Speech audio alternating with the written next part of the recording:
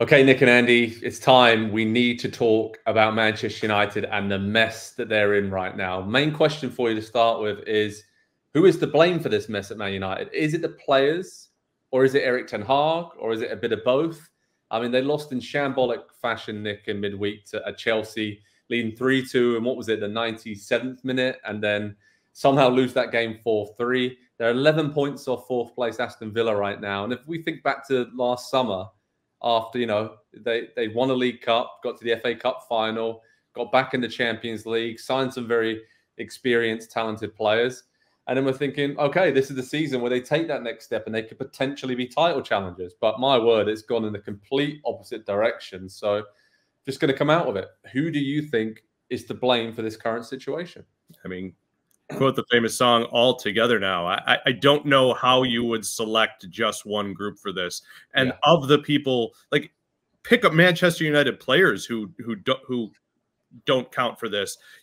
You'd say Bruno Fernandes, who has been spectacular on the field, but he's a captain, right? Like, isn't it supposed to be that you're making sure that these don't dip? Don't you have some sort of level of responsibility there? I guess Kobe Manu, being as young as he is, you can say he's not in trouble, but Scott McTominay.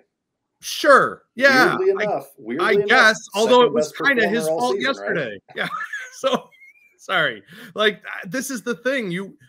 Who's to fault for the blown lead? Who's to fault for the... There's always someone. And it's a mess is the right term. I think we overuse mess, and we didn't realize we were overusing mess when we were talking about other teams until we saw this Manchester United team. And it's been ongoing. It's been ongoing for years. And so I don't even feel equipped to answer it other than to say I do feel a little bad for Bruno Fernandes. Yeah, I mean, there's been huge injuries, right? We can't overlook that defensively throughout the season. Lissandro Martinez, obviously Luke Shaw, just big injuries and players like Casemiro, who we expected to just be dominant again, just for whatever reason, it hasn't worked this season. So there's stats out there, since the turn of the year, no team in Europe's top 5 leagues have faced more shots on goal than Manchester United, which is just crazy. That just points to a systematic failure of defensive shape, of effort, of wanting to just dig in and get results. And, I mentioned injuries, but, bringing in the likes of Højlund, Onana, Amrabat, Mason Mount, they all come in, spend a lot of money on a lot of those players. And you think, okay, they are ready to take that next step as a club and be in the Champions League and maybe be in the title fight. But it's been the complete opposite. And when I'm looking at who to blame, I actually think this is a 50-50 situation. I think the players are making poor decisions, making mistakes. But Erik ten Hag, the framework and just the tactics, that I still don't know. What are we, almost 2 years in now to this? I still don't know what Manchester United are. I still don't understand what he is trying to do. I just still think my mind goes back to the start of last season when they were getting battered by teams, losing just in horrendous fashion. And he totally went away from the possession-based football that was his thing at Ajax. And I think they just became a reactive, counter-attacking team. And he doesn't really know how to set them up defensively to do that, because that's not his strengths as a coach. So if you're going to hire Erik ten Hag, you have to go through the pain of being a team that's going to play out from the back, trust your players, know that there's going to be bad results.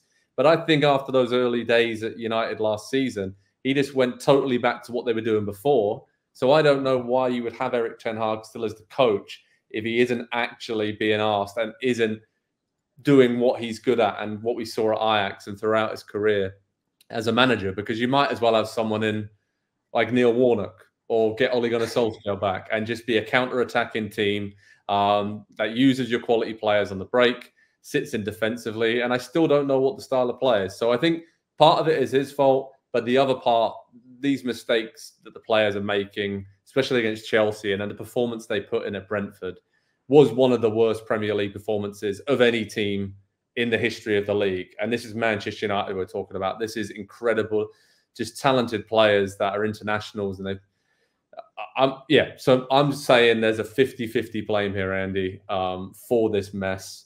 Again, Nick said it perfectly. It precedes Erik ten Hag. It even precedes a lot of these players. But the general feeling of the club has dragged on for so long now that it really seems to have seeped into Ten Hag and to these United players. I don't think he can really survive this season.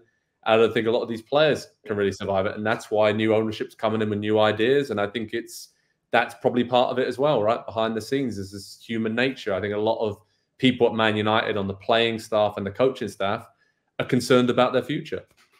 Yeah, they brought in the brilliant Ajax football coach to become a Jose Mourinho team again, essentially is what has happened over the course of the last couple of years. And that is damning in itself. I think we need to split the blame into thirds, though, because if you look up and down the squad, there are a lot of players. There are a lot of players on the books at Manchester United playing every single week that are simply, all due respect, as professional footballers, not good enough to be at Manchester United if Manchester United aspire to be where they think they should be.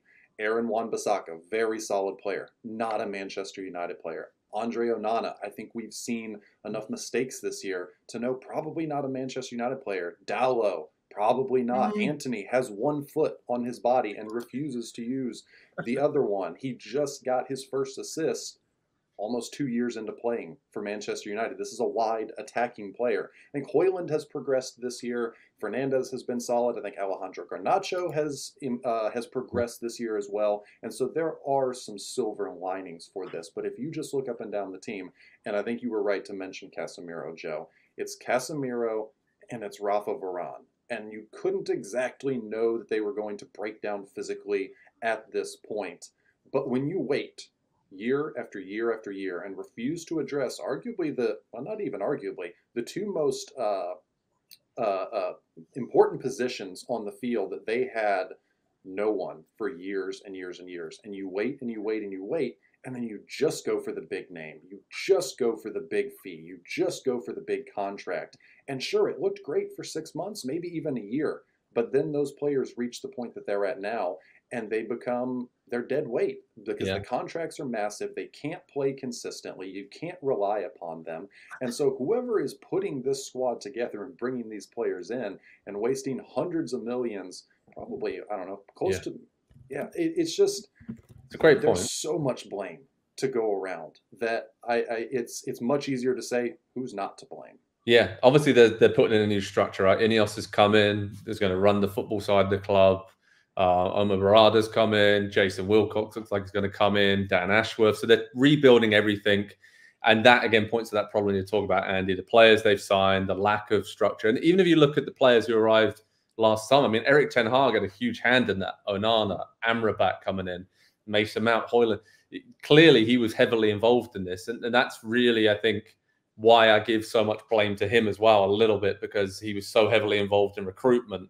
And still, the style of play is not what he delivered at Ajax. It's not what was expected. So I think, players obviously need to play better, quite simply. That's just it for the quality of players that are there, even if some of them aren't up to scratch, like you said, Andy. But then the other side of it is I still think when you watch Manchester United, what are we, again, like nearly at the end of the second season under Erik Ten Hag? Don't know what they're doing. Don't have any idea what they're doing on the pitch. Nick, when we look to the future, is it best for everyone if Ten Hag moves on this summer? Obviously, they're in the FA Cup semi-final against Coventry. I mean, if he wins the FA Cup somehow, does that somehow save him? Or do you think it should be, you know what, Ineos is coming in. We've taken a clean sweep of them behind the scenes. We're rebuilding. Thanks, Erik. Appreciate the last couple of years, but it's better for everyone if we move on. It seems like that's the most sensible option at this point. Yeah. So I want to stick up a little bit for a couple of the players there, because I do ultimately, if you ask me, I put it on Ten Hag. I think the usage has been poor. There have been games where Casemiro has looked better because he's got someone a little bit more stable around him. There have been games when Varane has looked better, mostly because Lisandro Martinez is healthy, but also because I don't think we see, look, you're a guy like Rafa Varane at his age, who's not super old, but he's not going to look phenomenal next to Johnny Evans. He's not going to look phenomenal next to Harry Maguire. It's not going to work that way. And there is going back to the sale of Fred, I'll be honest with you, I don't think Fred is a fantastic player, but I want to go to the point that Andy kind of made, which is you're just bringing in guys so they're your guys.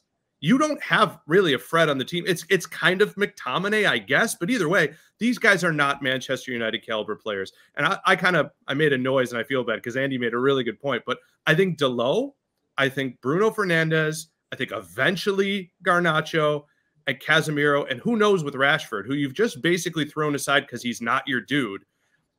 Beyond those 5 players and what Menu may become and what Højlund may become, it's maybe 7 guys, maybe McTominay, but these are all guys who are fine if you want to be 6th or 7th.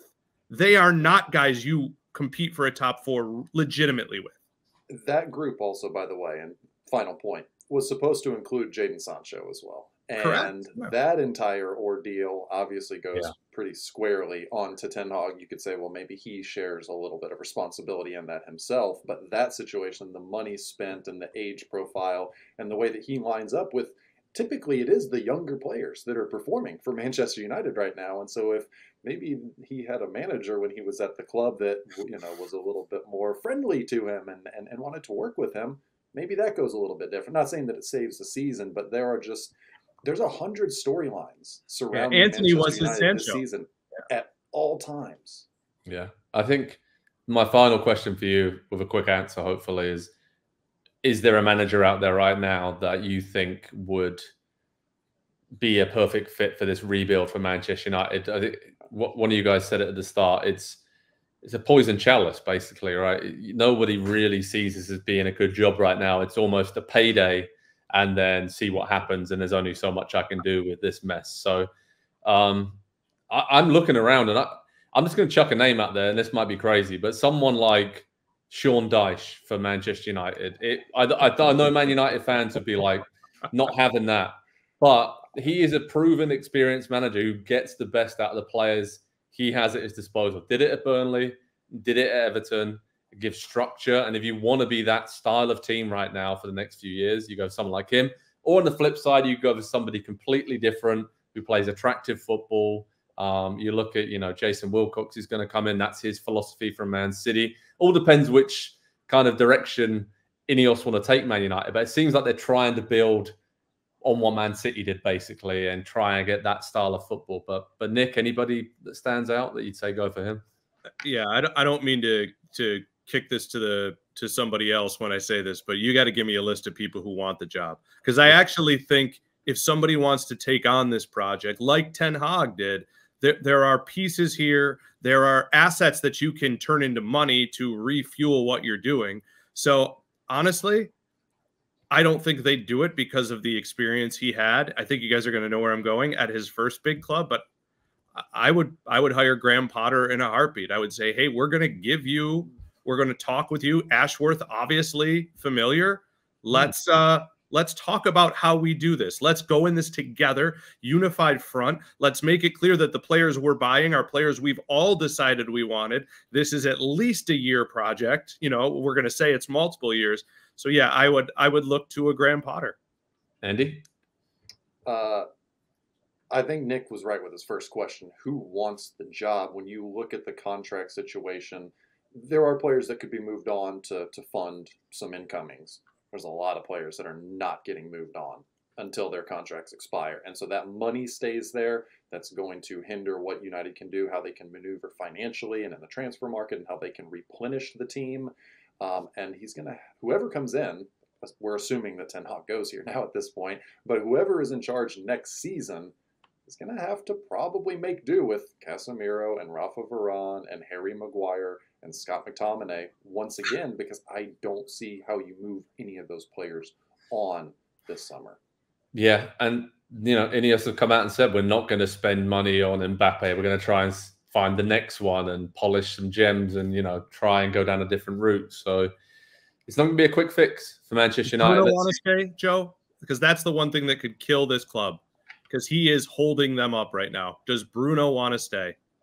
It's a good question. I guess we'll find that out between now and the end of the season. There'll be a lot of things going on at Man United, whether or not they make a dramatic late surge to finish in the Champions League spots or win the FA Cup. It seems like there's going to be big change in the playing side, the coaching side, once again. So we'll wait and see what happens. But head over to Pro Soccer Talk on NBCSports.com for all the latest on this Manchester United situation. It's really intriguing to see which direction they're going to head in now, and I will be keeping a close eye on it for the next few months and beyond.